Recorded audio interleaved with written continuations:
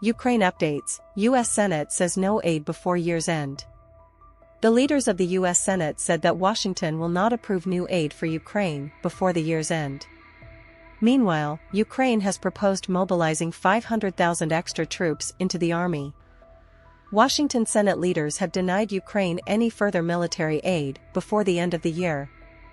Republican and Democrat lawmakers have been in a deadlock over releasing the proposed funds for Ukraine, with some members of the Republican Party expressing outright opposition to continuing to support the defense against Russia's invasion.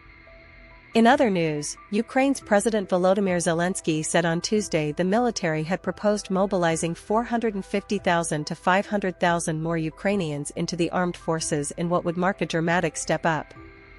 Here's a look at the latest developments in Russia's war in Ukraine on Wednesday, December 20th. U.S. Senate leaders deny aid before year's end. The Democratic and Republican leaders of the U.S. Senate said on Tuesday that Washington will not be able to approve new aid for Ukraine before year's end. As negotiators work through remaining issues, it is our hope that their efforts will allow the Senate to take swift action. Early in the new year, Democrat Chuck Schumer and Republican Mitch McConnell said in a joint statement. In the time remaining this year, Senate and administration negotiators will continue to work in good faith toward finalizing their agreement.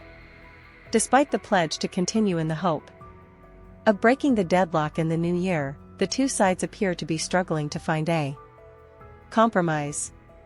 Challenging issues remain, but we are committed to addressing needs at the southern border and to helping allies and partners confront serious threats in Israel, Ukraine, and the Indo-Pacific. The Senate will not let these national security challenges go unanswered.